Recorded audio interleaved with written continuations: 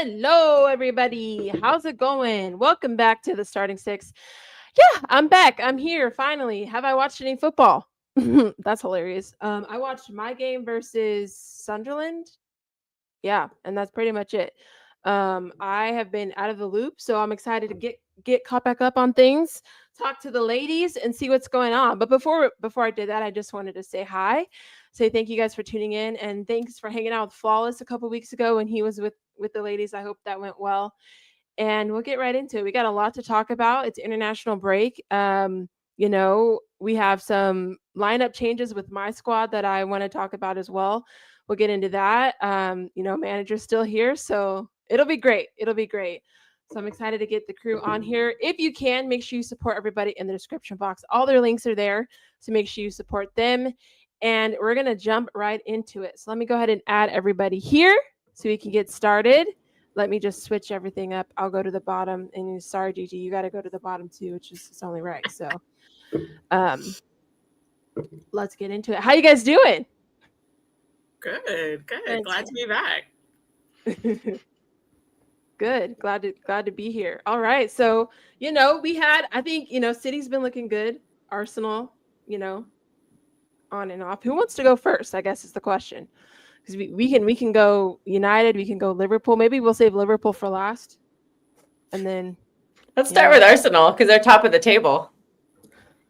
Yeah, I mean, do you know what I feel like? I feel like people are going to get carried away now that we're top of the league, and it's so early on, and we've all discussed this as well, even when Liverpool were top, it's so early on as well.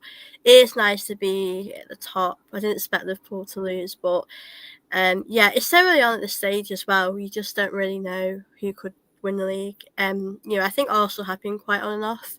I think against West Ham, I predicted we'd win 2-0. I knew we'd win like that, I think. I just hope we can just keep this up, really, after the international break. Obviously, Odegaard again, injured. I don't know what's going on with him. I don't know what it is. Like, it's a different sort of injury this time. He's had shoulder injuries, and now this one is a different one. So I don't know really what that's down to, but we've got Eze as well. We've got players that can step in. But yeah, obviously I'm happy we got the win against West Ham. I will be honest, it was a little bit boring at times. I was falling asleep a little bit. I think we should have really scored more goals. I think it was quite a comfortable win. West Ham didn't really do too much attacking wise. So I'm happy we got the win. It does feel great to be, top of the league right now. But I'm not getting carried away because in a few months' time, you never know where Arsenal might be. But yeah, it does feel great at the moment, especially going to the international break.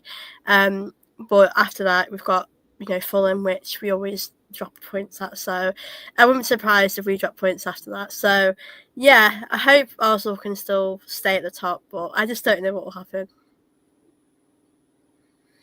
Didn't Declan Rice get hurt too, or is he okay? Because I thought he had a back thing. I think he's okay. I've not heard anything recently. Okay. He's with England, so I think he's fine. It was probably just like a knock in the game. Like, you can't continue in the game, but there's nothing long term. So that's what it seems like. Because I saw that he was with England, so I think that probably means he's fine. Yeah, I don't understand how Arsenal fans could get so. I feel like this happens every year, and I don't get how you're top of the table like these certain months, and then you still get so gassed, and you're like, "Yeah, we're gonna do it." Every time they're starved. They're starved. They haven't won a title in over 20 years. I saw a tweet saying that the parade in London is going to be biblical. I was like, oh my God. Horses.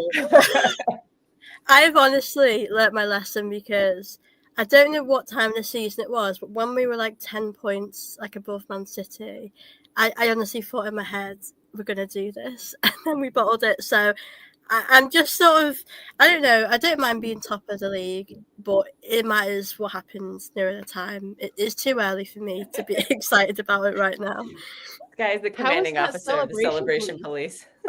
How was that celebration police, Asha? Please explain. Yeah, what has she done?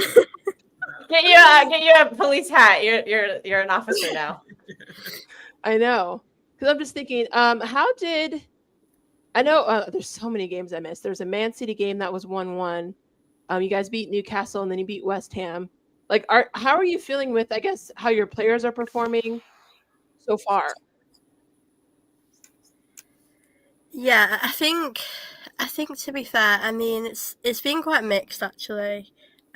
Obviously, especially with Gyökeres as well because he's definitely been a big topic of conversation. I did think he should have scored in that game. To be honest with you, he's not scored for a while, so I do feel a little bit worried about that. Yeah, I think defensively we've done pretty good. It's just sort of our attack in the midfield. I think we just have to take our chances, and we've not done that as much. And yeah, I think it's a shame as well, with Odegaard because Odegaard and Eze, are playing together, and I want to see more of that. But yeah, it's a shame with Odegaard. I've been happy with Eze, starting in midfield. I think overall, I think it's going okay. It's just sometimes we play quite boring, which I don't really like. I like to play quite exciting football.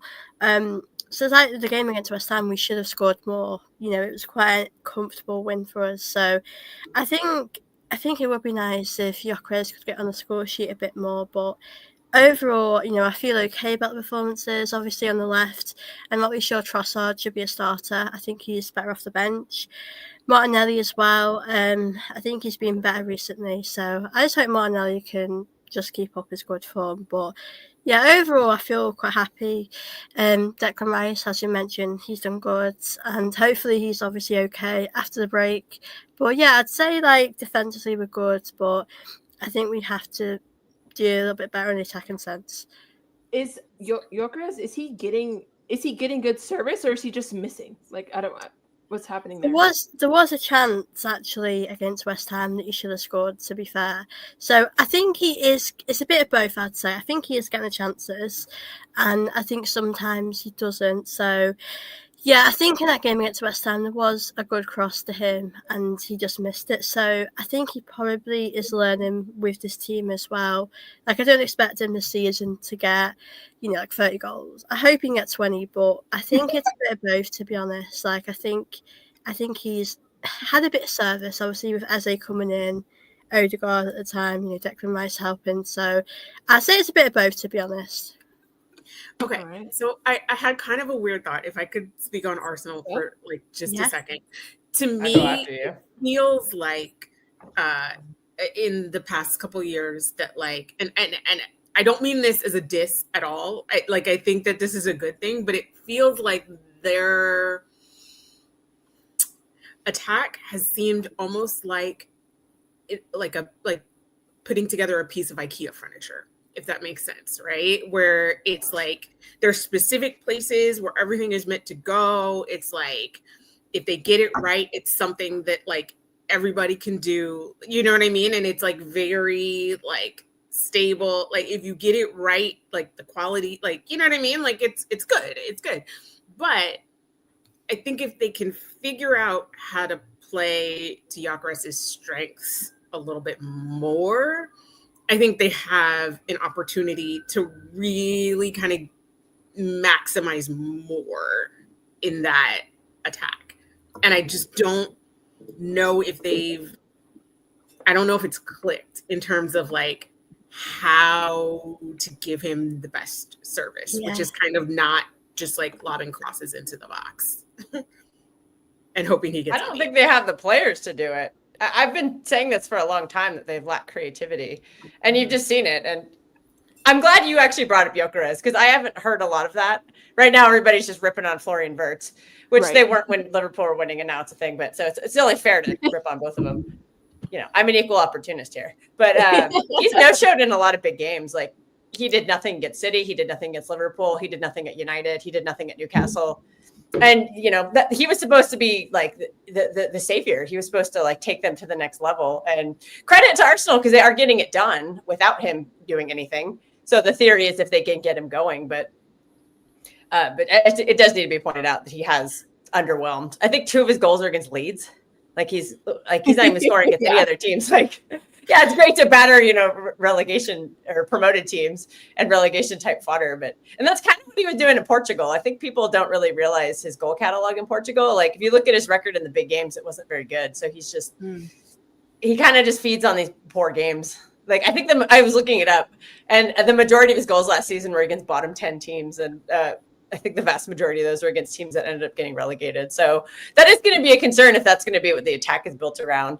And I say this not being a hater, like, but because I've seen it with my team. Like I've seen Erling Haaland get marked out of games because nobody can get him the ball, and that's just been my caution the whole season. Is like, don't be surprised if Gyökeres gets marked out of a lot of games, just because I don't think they have the elite creators to give him the proper service. And from what I've seen of Gyökeres, I don't think he's really the type to create his own shot. So that could be interesting more going forward. And that's probably why Arteta had been employing kind of the false nine system, is because, you know, he was able to overload the midfield with a false nine, and then that would create a lot of chances for whoever to score. But the problem was they weren't reliable scorers. So everybody just kind of thought like, oh, well, we're creating all these chances last season. The finishers aren't there. So if we get a finisher, it'll be fine. But then they don't realize that they took out that little ingredient in the midfield that was helping them create the chances. So we'll have to see how Arteta kind of figures that out. I think he's kind of scared. My team rolled in there with a low block, which we don't do. Yeah. And I really think we should have won that game. I think we outplayed Arsenal at the Emirates, and literally nobody in the universe predicted that. But I think as other teams kind of see that blueprint, they might start adapting it. So, you know, and Arteta historically has not really shown a lot on the offensive side. But what will keep Arsenal in a lot of games is their defense is elite. I think it's the best defense, by far. It's by far the best defense in the Premier League. I think it's also the best in Europe. And there's just depth after depth after depth. Like everybody was sleeping on this Mosquera guy. Like he's been outstanding and in the limited minutes he's had. So, you know, if something did happen to Gabriel or Saliba, like he's ready to just step in and take over. Like he's been phenomenal. So I think that'll keep you in a lot of games. So it's just going to be a matter of if Arteta can kind of figure it out. And also at the end of the day, winning ugly is still winning. So yeah, just keep doing that. Yeah. We'll see if it's enough, though. We'll see if it's enough. And I think your style might be a little more catered towards tournaments versus the league. Yeah, I think I do agree with what you're saying as well with Gyökeres. I mean, I think we've always struggled with creativity. I mean, I think we've needed a striker, no doubt about that. But I think the creative side has always been a bit of a problem for us. I mean, it's weird with Odegaard. He's sort of only been that creative player for us these last few years. And obviously last season he was really poor. He had injuries, but he never came back to himself. Eze, I'm hoping with Eze he can be that one to help, you know, Gyökeres, because I think Eze is quite creative. I think I need to see a bit more of Eze. But yeah, I want Gyökeres to get on the score sheet a little bit more, but I think I just want us to win. So if we can win and he doesn't score, it's disappointing because we've signed him for a reason to take us to the next level. But yeah, I think the creativity is probably our biggest problem. But I think when he has those chances, he just probably need to score them. But yeah, I'm interested to see how he's going to do in our next run of games. I know we've had a few tough games, you know, City and Newcastle. So I'm interested to see sort of how he'll react. But he does definitely need to score soon because it feels too long. Yeah, I mean, I think going off of what Kels was saying too, like, I think the key ingredient to that is what is Arteta telling them on the creative side of it too, because that's what I would want to know in terms of how is he telling, you know, the wingers to kind of look for Gyökeres or cross, or like I feel like there's a missing piece there that they're not understanding, or maybe he's not relaying to them, or they can't figure out. And so I don't know, maybe it's, you know, he's having them want to go through the middle, or I don't know, but I would just want to hear what Arteta's saying. And maybe he's not telling them anything and he's just trying to having them figure it out on their own. But I think that's kind of a key piece too, is how is Arteta managing them through this, because that's a big part of it. Trust me, I know. Okay, we'll talk about it. And then I just want to get to this. So do you think Gyökeres should have been allowed to take the penalty, to be honest? Also, we can't say whether we've mutually decided that it'd be Saka. I was actually a bit confused actually when Saka took it. I think Gyökeres should have taken it because he hasn't scored in a while. I think if he had scored that, maybe it would help his confidence going into the next games. I guess Saka has usually been our penalty taker, but I was under the impression Gyökeres was our new penalty taker, so I was a bit confused, I'm not going to lie. Obviously, kind of matters in a way because I think it would have been good to see Gyökeres get a goal. But in the other sense, if Gyökeres took it in and missed, then I think we might have struggled to win that game. But yeah, I would have liked Gyökeres to take it, to be honest with you. But as you know, Fletcher said in the chat, I don't know if the team discussed it. We don't really know behind the scenes stuff, but yeah, I'd probably have wanted Gyökeres to take it just because he's not really scored in a while. Yeah, that can help his confidence too in other games. So that was kind of weird. And it always looks awkward when they're like on the pitch, kind of like sorting it out. You're like, why didn't you figure this out before? Like I saw that last year in the FA Cup final, and I was just like, what am I watching? What is this? Saka's been their pin taker for the last 3 seasons. Plus, he was the captain. Glock team should be doing better. Yeah, but typically the striker takes the pens because they're yeah. I thought it was Saka's had some high-profile misses too, so I don't know if he should automatically have that spot. Yeah, I think maybe confidence-wise, I could see both sides of it. For sure. So did Saka take it and miss? No, he took it. He took it well, but okay. I think as people saying in the chat, because of the appearance thing, I think he wanted to score that goal. I think that's probably why, but I don't know if he would take it, if it wasn't the case. I don't know. I think Gyökeres has been taking our penalties recently. I thought Gyökeres was our guy now to take penalties, but like I said, I'm happy Saka taking them, but I think because of where Gyökeres is, he's not scoring as much. I think it would have been good for the confidence, but yeah, it's weird. It's like I said, I see both sides of it as well, but I just want Gyökeres to score. No, that makes sense. I get it. All right, City. How you feeling up there? You scored a lot of goals this past weekend. That blistering 1-0. Yeah. Yeah, blistering. Just an enthralling game. Speaking of boring, no. It's going a lot better than I think we haven't spoken in a while. So yeah. Ever since we got back from that first international break, we're actually unbeaten, which is good.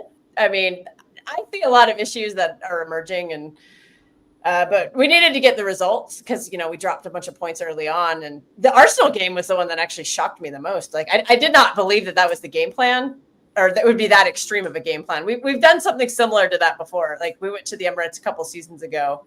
The season we won the treble, we went in there and did kind of the same thing, but I think we just did that a little more overloaded this time, like way more defensively. I just had no faith in my defense being able to do anything like that. But I think one of the big differences has been Donnarumma. I really underrated the impact he was going to make. Like we've had a bunch of clean sheets. Like his first game was the derby against your team, Sky. I don't know if you were able to watch it because I know you had a lot going on, but that's a big game to like walk into. And I think he's just providing a lot of confidence to our defenders, and they're playing better. And for once, we finally have like a stable back line. Last season, we used I think 20 different center back combos because literally everyone was just dropping like flies. We'd use an academy player who got thrown into the fire and really struggled. So this year's just been a lot more stable, and it's much improved. But there are still some concerns. Like we're losing our intensity in the second half of games, and that is allowing other teams to creep back in. Like it happened at the Emirates. That's how Arsenal got back into the game, and it also happened at Monaco. Like the first half, we seem to be creating quite a bit of chances, and I'm noticing teams they're scared of us in the first half, but they're not scared of us in the second half. So something's happening at halftime. I don't know what it is. Pep is not making the correct adjustments, and the other manager's like seeing something and he's exploiting it. So that is kind of a long-term concern for me, but I'm happy with the improved play. Like Haaland is a machine. That guy's on a mission. I think he took a lot of last season like personally. Like he had a bad season. The whole team struggled, and I think he's single-handedly like trying to carry the team right now, and he's doing a pretty good job. But another concern is that the fact that literally no one else is scoring. I think there's this stat going around that I think he scored our last like 5 or 6 goals. Like it's like, okay, that's great, but well, let's get some other stuff. But Tijani has missed a lot of chances. He's another one. I'm gonna, if I'm gonna critique Gyökeres and Wirtz, I have to be fair. So I have to critique Tijani a little bit. I think he's been very up and down since that first game. He's starting to improve a little bit. He's getting into good positions to score. He's just not bagging any chances. But I expected a lot more from him. Like I made some very bold proclamations about him, and he's kind of let me down a little bit. But hopefully he'll improve. Just like the other players I've critiqued, they should improve as well. But I think one of the bigger concerns that's emerging right now is the mismanagement of Rodri, because we are so much better with him, even though he's not really found his fitness yet. I think that we're playing him too much right now. And when he does play, even if he's only at like 50 or 60%, he makes such a difference. Like our buildup is so much better with him on the pitch. But he just can't stay on the pitch. Like I think we're just spamming him out too much. Particularly that stretch, I think it was 2 weeks ago when we played United, then Napoli, and then Arsenal. He started 3 games in 7. Then he had to skip the Burnley game because he had knee pain. And then Pep in a presser said, like, oh, he can't play every game. And then he proceeds to start him at Monaco and starts him at Brentford, where he promptly got injured again. It doesn't seem like it's that bad, but I don't know. I know that's kind of typical with ACL injury. You kind of get other injuries as well.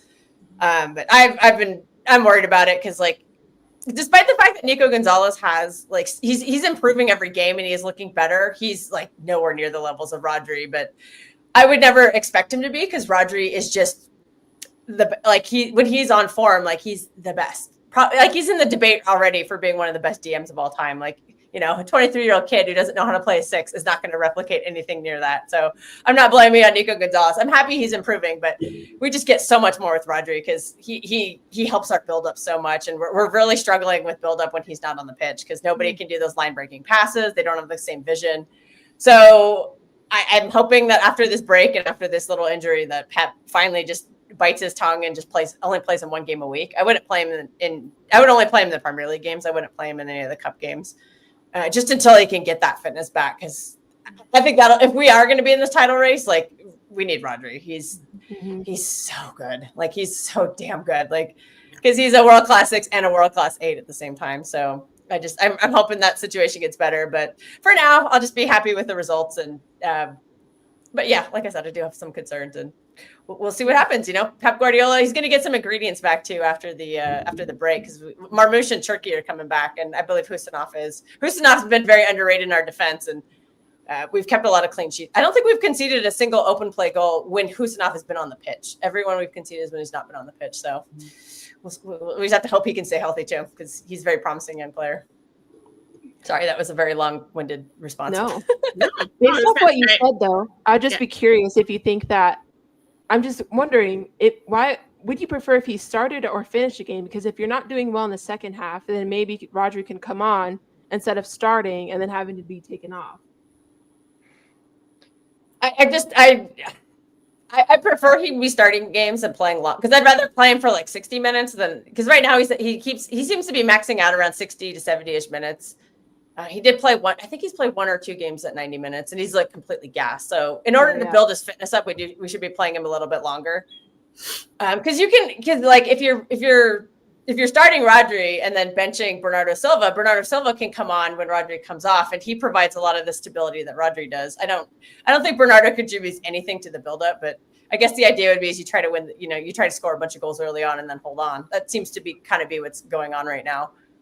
So there are options you could bring on to kind of help, stabilize, stuff the middle up a little bit. Nico Gonzalez has been doing quite well defensively, so that's been helping, but he could always use another partner with that just because he's still learning what he's doing. So I guess for now, because like the goal is to get it. I'm hoping he can be playing full 90s, but I don't think it's going to probably happen until maybe December or January. And I'd rather him like start, like if he's only going to play 60 minutes, or if he's only going to play part of the game, I'd rather him play like 60 minutes versus 30 minutes. And I just hope he's ready to play Liverpool because we're gonna need him in that game.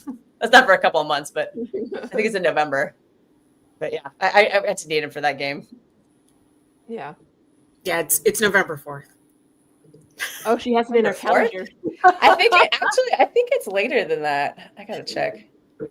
I'm pretty sure like I'm on an airplane during that game or something. Oh, that's not fun. I know how to pick the vacations. It's always been City and Liverpool. I had that problem last season. there was like this stretch of like disgusting games, and a trip I had planned a year before was like occurring when that happened. It's the November Everyone's 9th. like, you're ditching. I'm like, no, I planned this a year ago. I can't. The schedule makers just looked at my schedule and decided to schedule everything. It's November 9th, which is a Sunday. So you're on a plane that day? Yeah. Oh, it's on a Sunday. Okay. Ooh, they must have moved it. No, but I'm on a vacation, so I probably won't watch the game or anything, but I'll watch it. What I'll do is I'll watch the replay on a Wi-Fi later on, because I'm going to Central America, so I'll be probably out in the bush somewhere. Nice. Anyone else thoughts on City?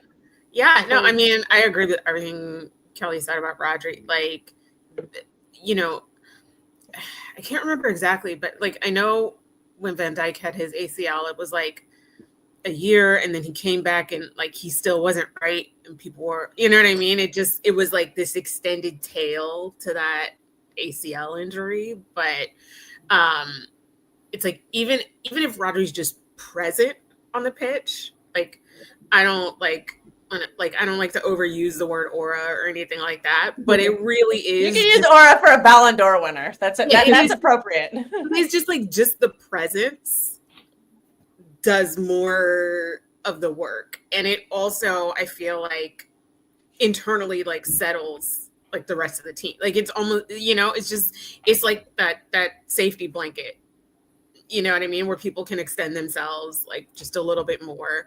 But he's so crucial to everything that they do. Took back their words. Oh, I know what you're talking about. No, we're not going to take your words back. You should have came to win the game. If you came to win that game, you would have won the league that season. True. I'm not. That's not directed at you, Soph. It's directed at the commenter, not you. No, that was a bottle job mentality. If you want to win the league, you have to win. You don't draw. Yeah, I agree as well about Man Man that City. quote lives rent free in the fans' heads still. I think it still lives rent free in the players' heads. Yeah, I agree. And then we had to add the stay humble to the. So this is becoming a rivalry, whether we like it or not. Yeah. The banter, but my favorite was when I think it was like the PFA awards or something afterwards, like the season after, and Rodri was there, and he drops the quote again, and there's like a picture of Saliba and Gabrielle just being like they were not happy he said it again. Yeah, there's definitely a sense of rivalry now with Arsenal and Man City, but I love it. I think it's about Man City. I think it's just about, it's at a stage in the season as well. It's about you guys just getting the 3 points as well, because I know Man City might start off slow, but then they do really well. So yeah, I think Man City are in a good place at the moment as well. And as you mentioned with Rodri, such an important player for Man City. Like, obviously, if you can't play him every game, it's tough. But I think just keeping him fit is just important, because we know how good he is. Yeah, and actually, to kind of echo what you said, Gigi, Van Dijk's recovery is kind of what I'm looking at. I remember him struggling for like that first season. I know he played a lot of games, but I remember his form just not being quite there. So, but the reason I say I'm looking at him is because they had the same injury at the same age. Like it was like age 28, and they both did the exact same injury. And Van Dijk has gone on. It took him a year to get back to that form, but he's been very elite ever since that. He'll never reach like the peak that he had, and I don't think Rodri will ever reach that peak, because for 2 seasons before that injury, they were both like unplayable. Like Van Dijk was unplayable, and I am shocked he didn't win a Ballon d'Or, because I think he got robbed. He was so good. Like you just were not gonna you could not touch him. Yeah. So I'm hoping that Rodri has the same trajectory. I know my manager very well. When he has his guy, like that's how Rodri got injured, is because Pep just played him. If you're available, you play. But that's also the problem with like certain unicorns on the team, because like even just like I rewatched the Brentford game, because I'm not like a tactico or anything, but I try to look for things, and you could just see what a difference he made. Like we were just like the triangles he was forming in different parts of the pitch just opened everything up, and then that all just went away when he went off the pitch, and that is one reason we're struggling. I know there's other reasons, but I'm not smart enough to identify them yet. I just know that I'm seeing something. I talk to a lot of tacticos. They're teaching me. I'm slowly getting it, but yeah, we'll just. I just hope that I think the lesson just has to be learned. Like, because he had this problem in the Club World Cup. He played 4 games in 13 days, and he got an injury that kept him out at the beginning of the season. Then we did the 3 and 7. That led to knee pain. And then we did the 2 in a row, and that led to the hamstring problem. And I'm just like, dude, can we just one day a week, just 1 game a week, just 1 game a week. Let's just do this for a month to see what happens. Maybe you could introduce a substitute appearance. It's just hard because like of how much better we are with him on the pitch. So I get Pep's temptation. I'm sure the doctors are telling him he's fine, but sometimes you just have to, like I'm sure they're having scans. I'm sure there's nothing going wrong because that's why he's playing. But sometimes you just have to like trust somebody else. Yeah. That's why the seasons are fun to watch though, because you kind of see how everything plays out, how managers adjust or don't, how players handle things. So. We'll see what happens. Because like you said, you got cup games, you got Champions League, so it's a lot of football to go. Yeah, give those minutes to some of the rotation players. Yeah. Like they don't want to just sit on the bench. Yeah. But Right. also, I'll say Pep's not the only player who does this. Like for years, Klopp rode Salah and Van Dijk. He never benched them, and obviously Arteta's going to ride Saliba and Gabriel because they're like his elite players. And Saka, like he rides Saka like a horse. Yeah, he does. That sounded wrong. Sorry, I didn't mean it that way. But like. I just meant he relies on him. He plays him every game that he can because he's such a good player. Like you always you want to play your best players, but managers sometimes have to be like, you might not need your best players against the promoted teams at home or things like that. Give them a little breather to let them rest and be fresher for the big games where you do need them. Especially those cup games, like they don't need to be playing those, like some of those. So. I feel that. I guess we'll talk about my club now, unfortunately. You guys won. You do pretty good. You got a couple of results in a row. Like this should be a week that you're like, yes. No, guys, stop. Okay. I have been fighting for my life in TikTok comments because people are saying I need to be more happy because we beat Sunderland 2-0, which I mean, listen. Well, I'm when happy you say it like that, always, but like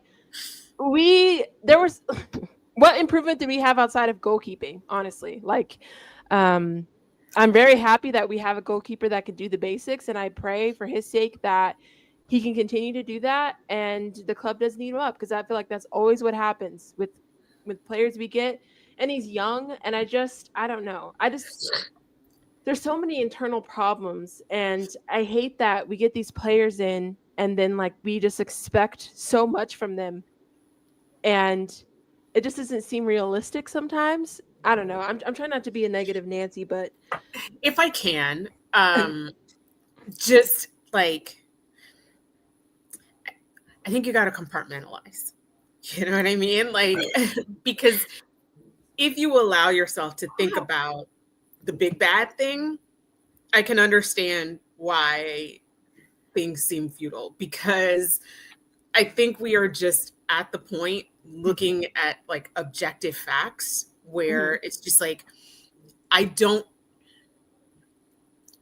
maybe you guys see a path and maybe you could enlighten me, but like, I don't see a path to the style that Amarim wants to play, the current team that you have, and sort of like melding those two things together to like bring forward anything fruitful or successful on like a large scale or like from the long-term view. I think that if he was able to demonstrate success in maximizing players, I think that would give me a little more hope that like maybe we could eventually be like on a path that will take us there. But I don't know. I can't really call out any example of like any player on the roster that he has made better. So is it supposed to make me feel better or? Oh, I'm sorry. Okay. So that's the part that I said, don't think about that. is too big. Like it's too big. It's too much. Let's just leave that to the side. Let's drop that on the ground and kick it back under the couch. But you found a goalkeeper. That's Yay. No, that's huge because like that's that's something that's a core, that's part of the spine, that's part of the core. Like, if you have a shaky goalkeeper, you're not going to win a lot. Yeah. As and again, like I hope that we can build on that, and it's just questions too, because then I'm like, okay, well, was he not match fit all those other games he chose Bayern over him? Then I'm like, well, what was the purpose in that? So now again, I didn't watch City game. I didn't watch us play all these other teams. So but the thing is, like, I didn't watch them, and then I come back and I watch us play Sunderland, and I'm like, okay, I don't see anything different outside of our goalkeeper looks better. I will say, like, in Mbumo, and I thought Ahmad, Mount had a really good game. I thought as well. So there's little like individual performances where I'm seeing good things, but again, like Gigi said, where's the cohesion? Where can I see how the defense is building into the midfield and the midfield's building into the attack? And I'm not seeing that all the time. Like, there's some times where I see it, but I just wish I could see like the improvement. And that's where I get frustrated, because I'm like, well, then what are we working towards? What's our goal? I don't know what it is. And that's kind of scary when this is a season where we have no Europe. We're out of, we're out of Carabao. Right. So it's like, we have the time. There's no time like the present for us to get this drilled in. And I'm just scared it's going to be a waste. And that would be the worst thing that could happen to us with a season like this. And that hurts. That hurts, because I do get what you're saying, though. I do get what you're saying, because if you win the game, you want to build on that. Like, I think you need to just go on a good run and win a few more games, because I do get your point as well. If you just win in one game, it doesn't mean too much. Like, you have to build on that. So I do get what you're saying as well. It's hard to be positive. If you're a United fan, it would be hard to be positive. I know you've won, but it's about if you can win your next games after that. Because if you win a few games, then I'm sure you'll be in a better place. Yeah. And then everyone's like, oh, if we beat Liverpool, that's 2 in a row. I'm just like, hey, then doesn't that one guy need 5 wins in a row to finally shave his head? Yeah, I feel bad for him. Poor guy. He's going to have hair all the way out to here at some point. I have longer hair than I do. I don't know if we're going to even beat Liverpool. But, we always play up sometimes as well. So anything could happen. It's a derby game. I wasn't expecting to lose 3-0 to City. I'll tell you that right now. So it's just a draw weird for that one. Yeah, I wasn't very confident either. So it's just a weird spot, and then we're in a cycle again with Ineos, where it's like, all right, if he wins, then we won't sack him during the international break. But then if he loses, then he's gonna get sacked. And I'm just like, can we not do this? Like, you did this with Erik ten Hag, and then he lost to West Ham, and then you sacked him. So I don't know, guys. I don't know. I just watch Champions League and just enjoy that, because I don't find joy watching my club. I'm sorry. Who do you follow in the Champions League this year? I'll watch anybody. I don't care. Okay. Yeah, I'll watch. I'm telling you, watch the French teams. They're actually doing pretty good in Europe. They're really fun. So those are just my thoughts. Yeah. Again, I really do try not.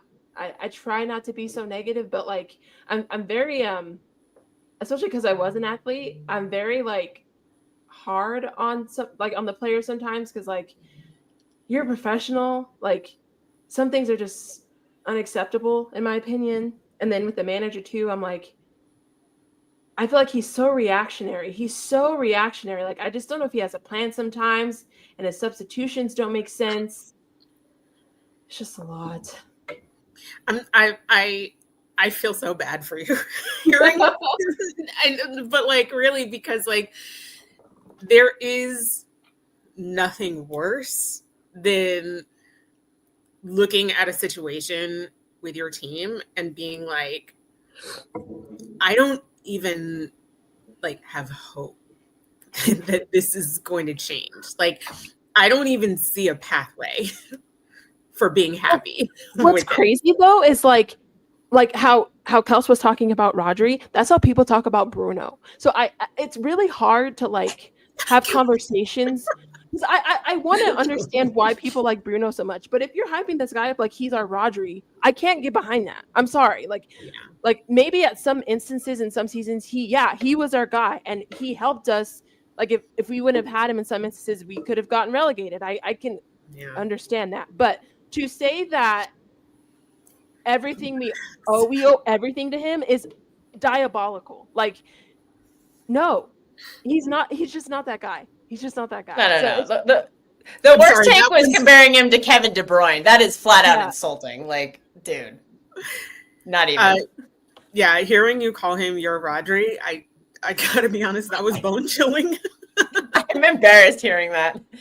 Oh no. She means it in the sense of like, you know, like he's very important to the team. I don't think she means like he's as good as Rodri because Rodri, when he's fit, is the best player on the planet. People say. Right. People don't. They're not compared into like the weight, like his performance, obviously, but just in terms of his importance to the team. His importance to the team. People are like that die hard, and I'm just like, no. What's your record with him versus without him? That would be the interesting comparison. Because like one season we literally lost every game Rodri didn't play, and then we won or drew every game he did play. So I don't know if it's that levels, but I think that maybe that's kind of what they're going for. But I don't know whoever came up with that idea. Yeah, it's just it's rough out here in these United streets, and you know we'll see what happens because it's international break. And then, all right, we come back. We play Liverpool away, I believe. So, what are we looking like? What are we gonna do? Are we parking the bus? Like, what are like? Probably. I would. Yeah, because you've succeeded with that at Anfield in the past. Yeah. We'll see. And recently too. Say, in another positive, maybe. I mean, Šeško scored the past couple of matches, so. That's good for him, for sure.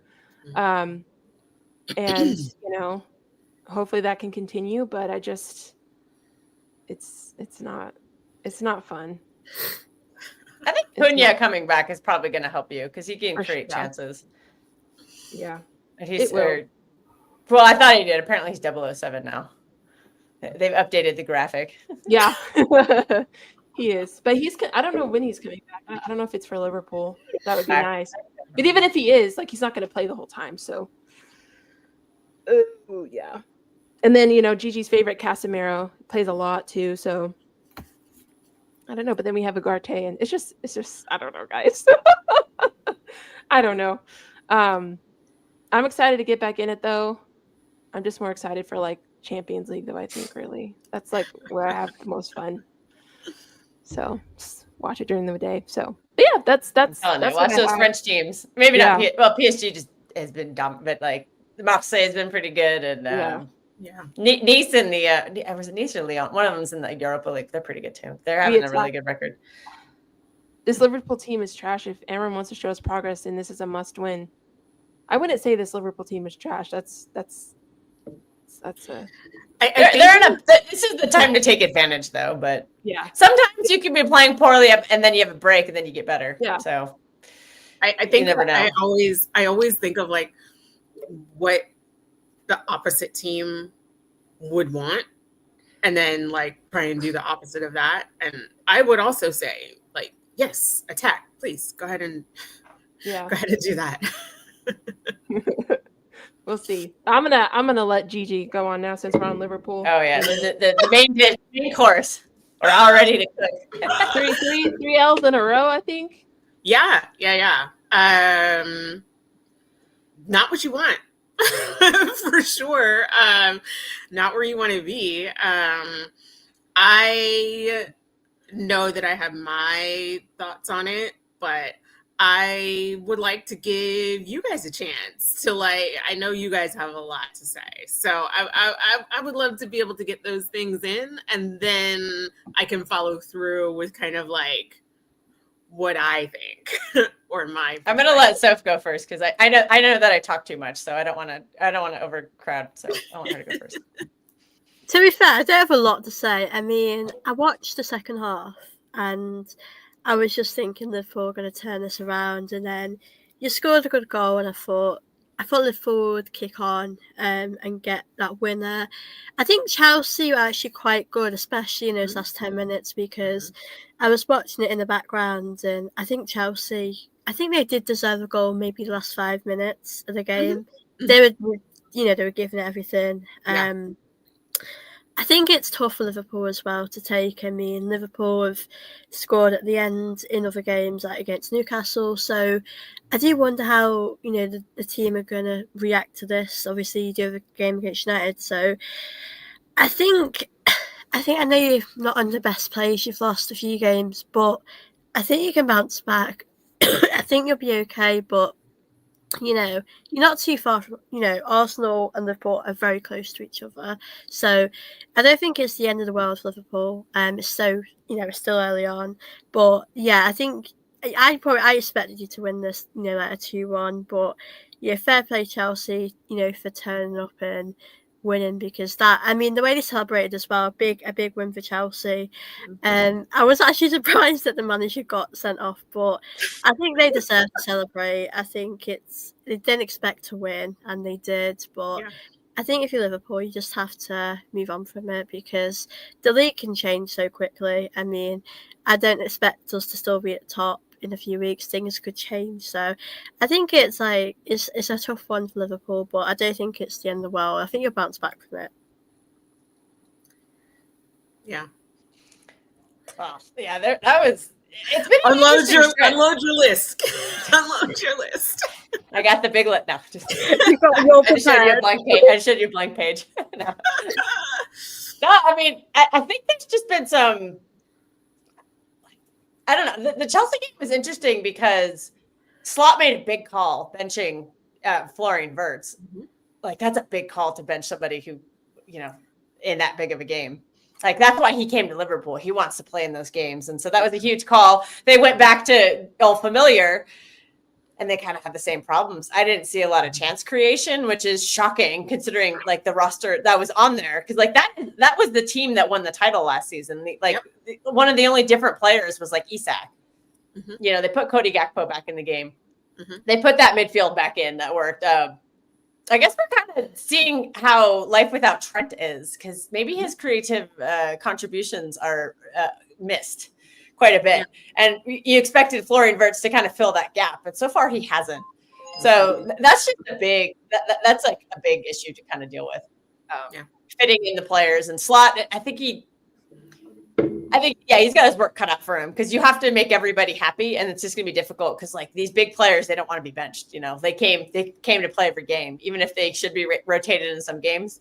They sometimes their ego has to take a hit, and the manager has to make that call. But one thing I really want to call out, and this is not directed at you, Gigi, or anyone in the chat, I'm calling out the media, because the amount of protection that Liverpool are getting right now is borderline nauseating. I'm hearing them being called a team in transition. A team in transition who won the league last season and then spent $500 million, including breaking the British transfer record twice. Yeah, that is not a team in transition. That is a team that reloaded. There is no transition happening. So that is a bunch of crap. And the amount of excuses I'm hearing for Florian Wirtz not doing anything is also just disgusting. They're making up stats to be well, he's first in some of your past long runs. That's a long run. Jack Grealish. They just immediately came for Jack Grealish, and oh no, he had 3 G&A in his first 9 games for comparison, and they were slaughtering him. They're £100 million flop, this and that, and everyone's oh well, Florian Wirtz just needs time. It's why does he get time? Why did the other teams not get time? Why did the other players not get time? Why did Caicedo not get any time? Everybody, Liverpool fans, not you, Gigi, but Liverpool fans across the internet were just crucifying Caicedo when he had a poor start because he rejected them. And Enzo Fernandez gets a bunch of crap too, like all the time. I think even Declan Rice got a bunch of crap, but every 100 million pound player is getting a bunch of crap, except for Isak and Florian Wirtz. And I don't get it. Money too. It's just, it's unreal. Arne Slot just maybe, I don't know, we're going to see what he does because he needs to bounce back. Like, and I'm going to call some players out too. Like Mo Salah does not look the same. He's not doing anything. I know he's had a couple of those late goals or late assists, but in this stretch, like he got benched against Galatasaray. I mean, I think also Slot doesn't know what to do with Jeremy Frimpong. And this is something I was a little, I said in the beginning of the season, I think the fullbacks are going to be an issue. Because Frimpong, he played in a back five where he just pushed forward. He didn't have to defend. And he can't do that in a back four. He has to defend, and he's getting lit up. Like, and I think Slot just doesn't know what he's doing because he played him at right wing against Galatasaray, and I don't think that went particularly well. But yeah, Mo Salah needs to step up. Kanate, I don't know where his head is. Never mind. I take that back. His head's in Real Madrid. Did you see the Duolingo? Did you see the Duolingo tweet? He said he's consecutive days in Spanish. Yeah. And I think Kirkez has been very up and down too. He's had a lot of poor moments. He was not good against Chelsea. And I'll give Chelsea some credit too. They had they had a lot of people missing in that game. And then they had a bunch of players go down to the point where they're playing Reece James as a center back. Like they had no Cole Palmer. Like normally you think like no Cole Palmer, no party for Chelsea. But I got to shout out Moises Caicedo, man. He was a beast in that game. He just completely dominated the midfield. And he was great. I thought he was very impressive. I think he's had a great start I know we don't have a Chelsea person on here, but I'll give Caicedo his flowers. I think he's been excellent this season. Definitely. But yeah. So a lot for Slot to figure out, but maybe this break is coming at a good time for you. He can figure it out over that time. And somebody's ego is going to get hurt though, because you just don't have enough starting spaces for all the attackers you bought. So somebody is going to be the bench. Most of the time it's Cody Gakpo, but you see Ekitike is kind of the one being the bench player now. And I think that's unfair because I think Ekitike has actually performed quite well. I know it's a little, I know it's bantering in one of the games, but he's been very good ever since. Like he's looked like he's fit in very well. And to see him keep getting benched for Isak has to be hurting him. So generally two striker formations when's the last time you saw a 4-4-2 win the league? It's been, nobody even plays a 4-4-2. Maybe some teams in like Europe do, but not in the Premier League. So that's going to be a constant kind of battle for Slot. So that's going to be a season-long story. And then, good point in the chat, Allison go down again. That's going to be worrisome for you guys. Yeah, especially when the back line is looking shakier. When did he get hurt? He got hurt against Galatasaray. In the game. Oh, okay. Yeah, he got hurt against Galatasaray. So yeah, all those points are good points. And like literally I have nothing but excuses. No, I mean like there's really like from my perspective, I think this is sort of like the phase of time that everyone was assuming was going to happen last year because it was a new coach, but they weren't really integrating any new players. So really it was Slot stepping in and optimizing, the team that Klopp had put together. And this is an integration of a bunch of new players in sort of like all three phases of the pitch. And it's kind of destabilized a little bit of everything in each of those three phases.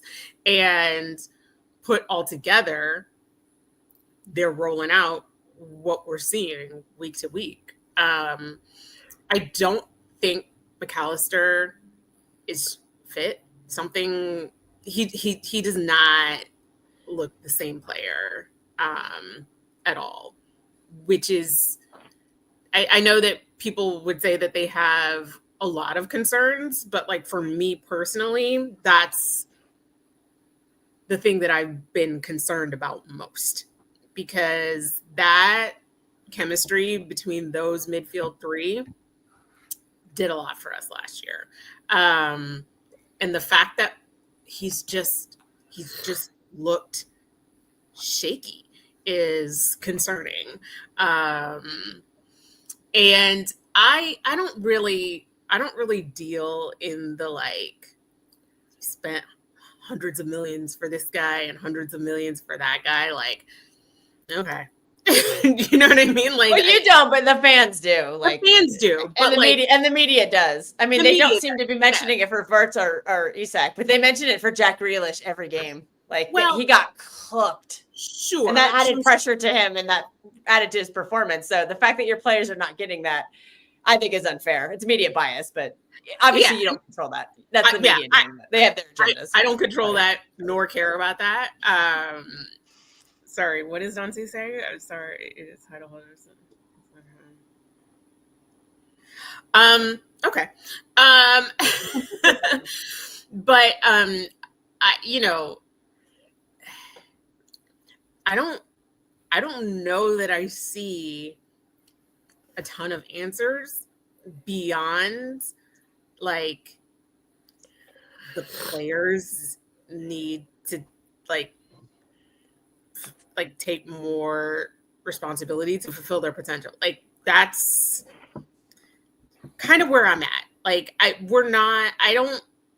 don't see a need to change to like, change formation or anything like that. I really don't. Like I said before, so I think I was on the stream that we did with Flawless, but I was saying like, if you don't see something from Verts like in the next game,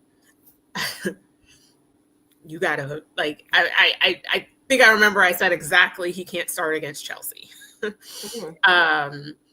And that was my thought process, because at some point you have to sacrifice the egos in pursuit of the results. Like that just has to happen at some point. And whether it's Verts, whether it's Isak, whoever it is, like put the players on the pitch that are like put the players on the pitch who are going to make a difference. One thing that was concerning to me, and I think it's probably just like a fitness thing, but like Isak has looked winded. And so I'm like, okay, like I know you didn't have a preseason, but this is like, by now, if you like stretched this back to the beginning of the season and the season was starting now, like you would have had a preseason. Like it's time to get fit. Like I need you to be fit enough to play 90s. And from my perspective, I'm looking to see the players step up.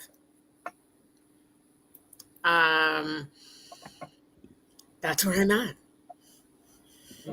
So it's nothing with, because I was going to ask you, but then you kind of answered my question. It's nothing really with the formation, or maybe not his substitutions. It's more on the players' output. I have no idea. I think that sort of like with all three phases being a little bit shaky, it just contributes to this overall lack of solidity within like the foundation of the team. You know what I mean? Like the fact that like Konate sometimes is like actually playing against us is kind of like wild. And so like I feel like with Arsenal, for instance, right? Like whatever is happening in the midfield and whatever is happening in the attack, you can always count on the fact that the back line is going to be secure. Like that's like a security blanket that they can have. With City, if you have Rodri in your midfield, that provides a little bit of a security blanket, you know what I mean, for everyone else on the team to be able to maximize themselves. I just feel like there's shakiness in each part, and there's not one phase that's providing that kind of like security blanket aspect. You know what I mean? And it just it just people are not playing up to their levels. I would like to see that. You could say that. You could say that. You could say that. I mean, that's some great defense right there, if you ask me. To be fair, he's their only like reliable defender, though. Oh, for sure. Kanate's been a problem, and so have both of the fullbacks. So he's kind of just on an island by himself. He's literally an island right there. Got to use every asset of his body to play. That beautiful. It's a beautiful peach butt. What are we talking about here? Perfectly shaped. So you're saying Van Dijk needs a BBL? Is that what you're saying? Oh yeah, that would help him even more. Cover Kanate's half. There we go. Before we continue, Soph does have to step off, so I just want to shout her out really quick. Thanks for joining, even though you're a bit under the weather. Do you have anything coming up over international break? Well, thank you for having me on again, and it's always lovely to chat with you guys. But yeah, obviously, I'll probably just be doing content, obviously, about the Arsenal women's team because they're still playing. And yeah, I'll be enjoying a break from Arsenal, the men's team, which would be nice. So, but thank you for having me on, and lovely to talk to you guys as always. Yeah, we'll still stream next week. Feel better, so. Yeah, thank you so definitely. If you guys are open to it, we'll still stream next week and talk about the upcoming week 8, so we can do predictions and stuff then. So we're good there. Thank you. Bye. Thanks for joining. We'll see you next time. All right, let me get this. Make sure you guys support Soph. Her channel is in the description. She's so sweet. We love her. Yes. She's so hard to banter because she's so sweet.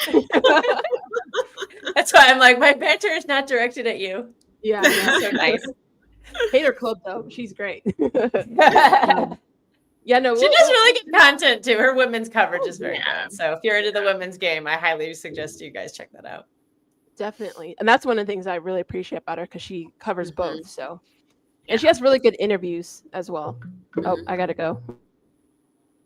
Oh, okay. Gigi and I are taking over. Yeah. I know, right? Yeah. I mean, yeah. So it makes me nervous that I don't like, it makes me nervous that my answer is just like the players have to play better. There's some tactical issues too, because like I don't necessarily see like some great, like I'm not really seeing patterns of play. A lot of it is just kind of becoming hero ball, and that's just not sustainable. And one thing I did also want to mention is it's kind of reminding me of what Manchester City looked like at the beginning of last season. We were getting results, but it was very shaky the whole time. We were chasing leads and coming up with stuff late or just hanging on for dear life. Yeah. And it eventually caught up to us. And then we went 1-14. So, so I'm not saying that's going to happen to you, but it is,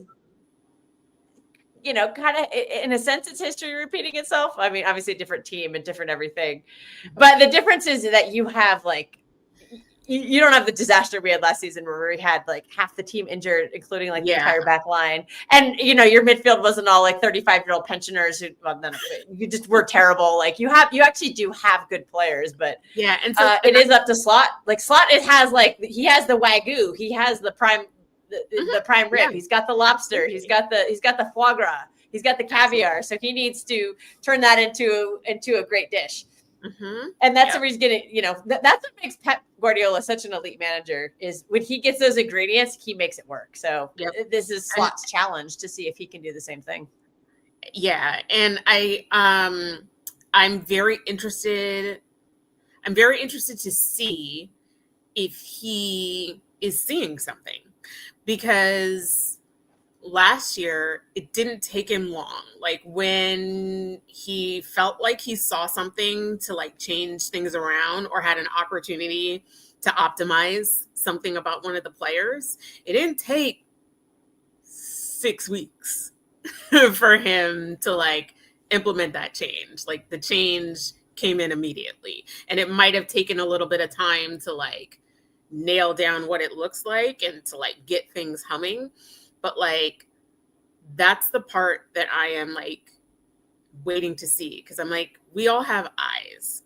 We all see that like, just like throwing Verts in there and like trying to give him time to figure it out. That's not working. Like we do need to tweak something. We do need to like actually implement something to like figure out how to make it easier for these players to be the best version of themselves. And it shouldn't take, if you see something, it shouldn't take 6 weeks. And it so that's can, why I'm though. like, It can, though, because like, because if you're trying to teach somebody a new position or something, like you can't just throw that into a game. You have to do it on the training pitch, and there's not a lot of time to train because of all the games. So it might just end up taking a while. Yeah, depending on what he's trying to do. Depend. So and that's my question. I'm like, okay. Well, I wouldn't be surprised if the Sabazlai at right back kind of becomes a thing. Honestly, he's pressing very well. He's tracking back very well, and he's offering that same creative, like from the same part of the pitch that Trent did. So yeah, so that could be a long-term thing. That's what Frimpong was supposed to do, but he's been so weak in the other aspects that it's become a liability. Everyone is harping on. I honestly, like, when they signed Frimpong, I never thought he was going to be the starting right back. Like, I always thought it was going to be Connor Bradley. It's like people have just forgotten that he existed. But then Connor Bradley has not looked good. Like, hasn't he gotten a red card too, or something? Or he said some. I know he had an injury, but then didn't he get sent off? Or there was one where yellow he should have gotten a red card and he didn't. Like, I believe there was a game where he should have gotten a second yellow and he didn't. But yeah, he's been losing duels all over the place, and like Slot hooked Kwanzaa last year after the first half of the first game because he was like, you aren't winning duels, and he keeps throwing Connor Bradley out there like fresh meat. Anyways, so like I do think there is a fundamental flaw too. Is the I think they really neglected the back line. I know they tried to get Gahey, but I remember you complaining about this quite a bit, saying just pay the money, pay the money, pay the money. Mm-hmm. And then they left it to the last day of the window, and lo and behold, it failed. But I would have been trying to do more than just Gahey. I would have been trying to sign 2 center backs just to be safe, because we know Joe Gomez's injury and his quality issue, and you also know Konate's issues. Like, these are not brand new things. They're probably going to happen throughout the course of the season. And you obviously you can't predict the 18-year-old getting the ACL, but at the same time, you shouldn't be relying on an 18-year-old. You should have gotten an experienced player also. And I think they just got way too trigger happy with the forward signings. The bigger thing is like it's not nice to say, like, you don't want to see anyone get injured, but they should be thanking their lucky stars that it was the 18-year-old, because it could have been any of them. You know what I mean? Like, and so that was just my point, where it doesn't necessarily take another 100 million to get the defenders in that you need to give yourself a little peace of mind. And so that was ridiculous about the Gahey thing. Like, as soon as 35, Bastoni out of Inter Milan, as soon as that 35 number came around, I was like, look, I mean, just put up a collection plate among the fans. Like, we'll all kick in 25. You know what I mean? Oh, you don't know anything about the Scousers, then, do you? I mean, they're notoriously not known for having extra money. But you know what I'm saying? Like, pay the 5 million. Like, this is not the time to stand on business about that. And then to answer Wahaha's question earlier, because I know he wanted us to answer that question. When does Salah get benched? I don't know. I think that Slot was trying to throw some other pieces into that spot on the pitch. I think that was what the whole Galatasaray experience was. And I did not like that. So I don't know. I mean, I don't think there's going to be a situation where Salah is going to get benched, because for better or worse, I think anyone who's watched him over the years knows that he does have a nose for dropping a stinker and then in the last couple of minutes coming through and being the savior. And so if you're talking about, you want to create opportunities to have like the most opportunities for goals to come from as many places on the pitch, I don't know, like you probably don't want to like bench him. Unless he's the bread and butter, you don't bench him. That's why Verts is riding pine. It's not going to be. You're gonna go with old reliable, he's won you Premier League titles and he's won you Champions League titles and he's player of the season last year. You're gonna keep riding that horse until you get a result. I mean, but here's the thing, Dancy. Like at this point, like he kind of is untouchable at Liverpool. Like you know what I mean? Like you're not gonna bench him just to show him he's not untouchable. Like I mean, that ship has sailed. So why would you bench your best player unless you needed to? Like I think that was just rotation because like he's older. He's gonna need rotation, and you think you'd have enough at Galatasaray, but they're actually surprisingly good at home. A lot of these away Champions League game grounds are very tough, even if the team doesn't look good on paper. Like Monaco looked like absolute dog shit on paper. They were missing half their team, but they hadn't dropped a point at home all season. So you just don't know until you go there. And I think Galatasaray were the same thing. And I was reading some quotes from İlkay Gundogan, who's there now, and he said that I think he said it was Mo Salah who came up to him and said, like, is the crowd usually this loud at games? Like, I guess they were going crazy with like the drums or something. I didn't actually see that game because it was on at the same time as the City game, so I wasn't. And I watched no sound on because I was doing a watch along, so I didn't quite see it. But I know that particularly in Germany and Turkey, like the crowd, they had the drums, so it's just insanely loud. And maybe that threw them off a little bit too because they're not used to that loud that of a noise. I don't think it was that. I may be a little harsh. I think they just played like crap. Like it's just not. I don't think it was the drums. I don't think it was anything. Like I think it was. I mean, hostile crowd. It can throw you off your game. Like why do teams go into the Bernabeu and constantly shit their pants? Because it's intimidating. So maybe I'm not saying that's why they lost the game. I'm saying it could have been a factor. Could have been. And Chiesa. Chiesa can't play that many minutes. Like if you want to talk about somebody who is extremely, extremely injury prone, it's like wrap that guy in bubble wrap. And like he is like the definition of like roll him out when you need a spark. Chiesa's played really, really well, but he cannot stay healthy. Like you blow on him and he gets a knock. So I've heard he like has a cartilage problem in his knee. Like he just doesn't have a lot of it or something. I could be wrong on that. I'm not 100% sure, but like that hurts. You can't push that. Yeah, and that's was it the Chelsea game that he didn't play in? It was one. I think it was the no. It was he didn't play in the Galatasaray game because he got hurt. Or he had like picked up a little knock after. No, he's not on the roster for them. I think they had to kick him off of the Champions League squad, didn't they? No, they put him back on because of. Okay.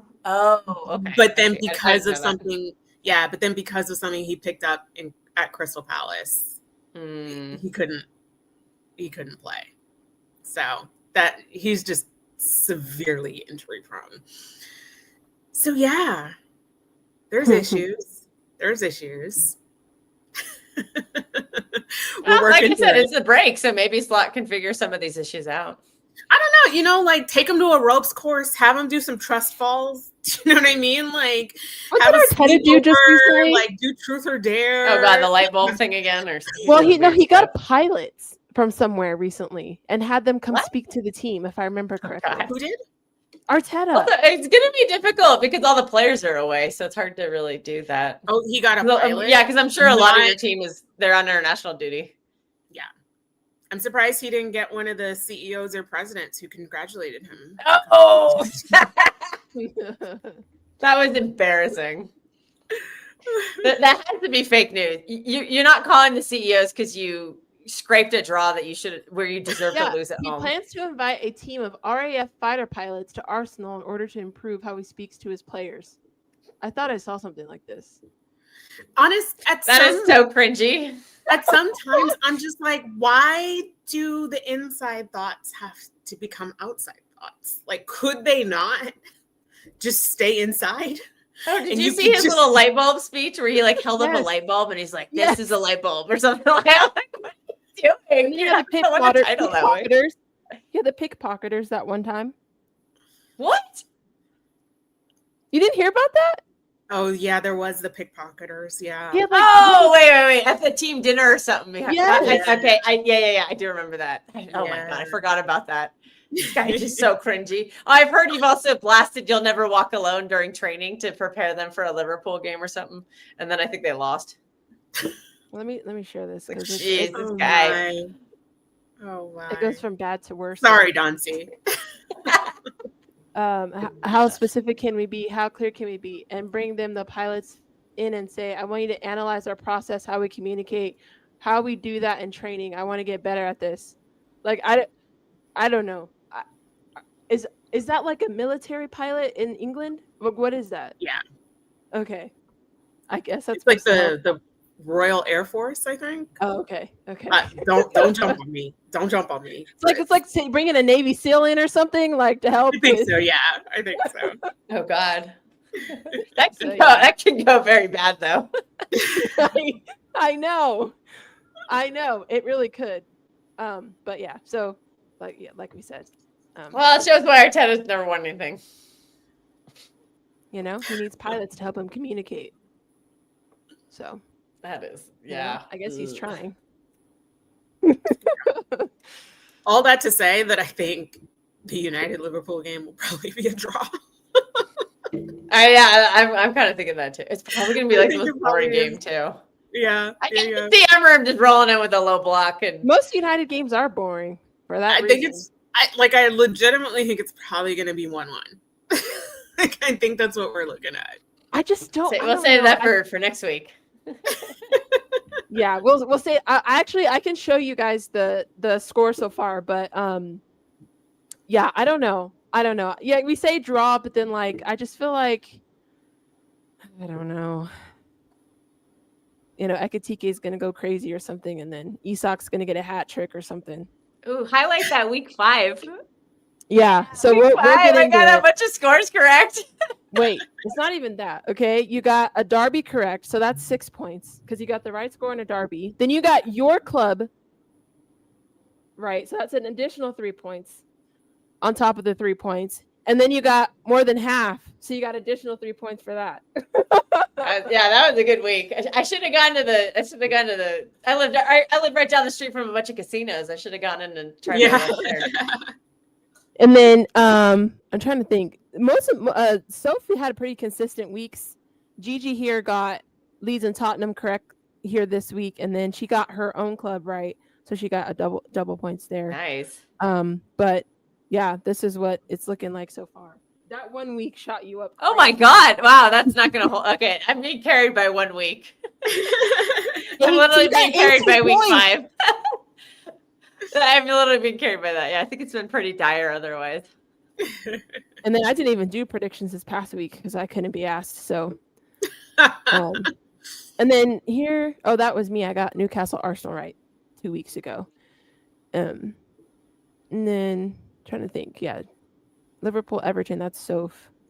She got that one right. It was a derby. So, I don't think any of these. Now I could be wrong. Obviously, ours is a derby, but I don't know. I don't think any of these are. I was just want to make sure I check, but. No, there's no. Fulham versus Arsenal's a derby. It's like a London derby, but there's so many of those. I don't know if it's like the only one I'd call like the big derby is the North London derby. We counted Chelsea Fulham, so let's count it.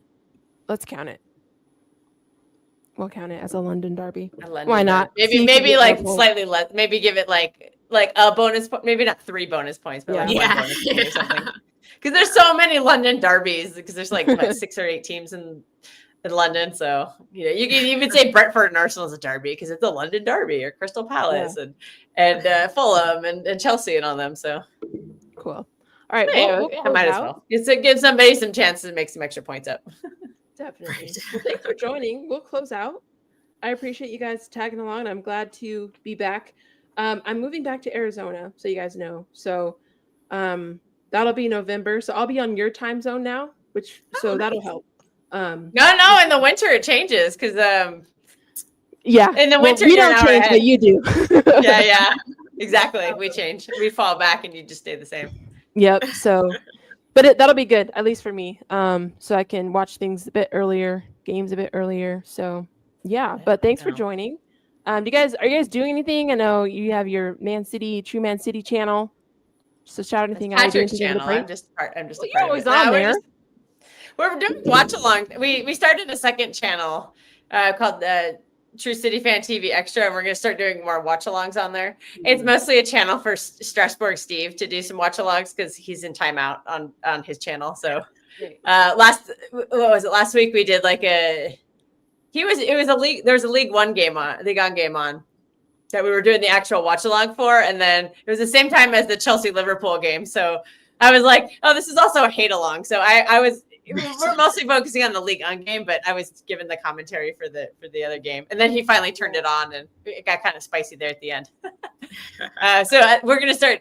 I think we have some League On games coming up after the break on that channel, but we're doing mostly like city watch alongs, and we're very inconsistent on the panel shows, but I don't know. We haven't even done a Brentford review. We're just kind of we just do videos and we do them, Whenever somebody says I want to do a stream, then we do a stream, but nothing scheduled right now, I don't think. Okay. Gigi, anything? No, I just hop on TikTok when I feel compelled. All right. Well, I don't know. There might be F1. I don't know. I'm kind of out of it. I watched. Is there one this weekend? No, I think Coda is next weekend. Oh, okay. Well, Coda? Which one's that? Coincides. That's Austin. Okay. Oh, and then the last one's always in Abu Dhabi. Yeah. Okay. Because I know we're coming up on the end of the season, right? Yes. Yeah, I think is Piastri still leading? Is Piastri still leading? Yeah. It's getting spicy. Oh, is it? Is Verstappen trying to like sneak in there? No, he's still 62 points behind. Lando is 22 points behind Oscar now. So okay, my best friend she's a big Piastri fan, so I'm like, I'd be happy for her if he wins the title, but like I don't watch. I just know a couple of the names. If Oscar wins like therapy.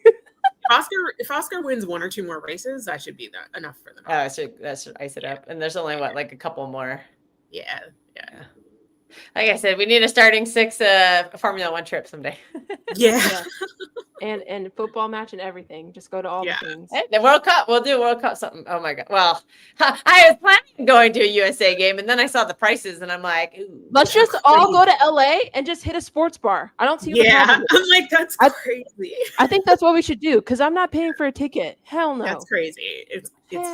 I'd rather just go see all of you guys. We could maybe even book a place we can all watch it together. That would be more fun than because we could all chip in for that, Definitely. Yeah, I would want to do that for a USA game. That'd be fun. Yeah, absolutely. I think I'm going to throw the money down, but I'm going to throw it down in Seattle, not in LA. But I'll come to I'll go to and I'll come to LA for just to hang out with you guys, and we can watch a game then. I'll have friends at the game or whatever, but that'd be fun. Even if we just had rented a house, rent a house and just have a big party there. That'd be fun. That'd be nice. Yeah. Because isn't Flawless supposed to be coming out? And Steve said he'll come out. So we can just kind of all coordinate that. Everybody. Yeah, exactly. Just get a big ass house and we can just have a big party. We can go to Costco and buy a bunch of cheap liquor and stuff. It'd be easy. Yep. I got a Costco membership, so we could go. Yeah, I got the membership. Yeah, we can hit different Costcos. Yeah. Costco is life. For sure. The Costco cult. I'm in the Costco cult. So, but big up everyone in the chat. Thanks for supporting. Again, everyone's comments or everyone's channel links and or social links are in the description. We're gonna head out. This has been the Starting Six Match Week 7 recap. I might be doing something over the weekend. I'm not sure yet. It might just be doing a United catch up to just catch myself up on everything that's been going on. But we're gonna head out. Have a great day, and we'll see you later. Goodbye.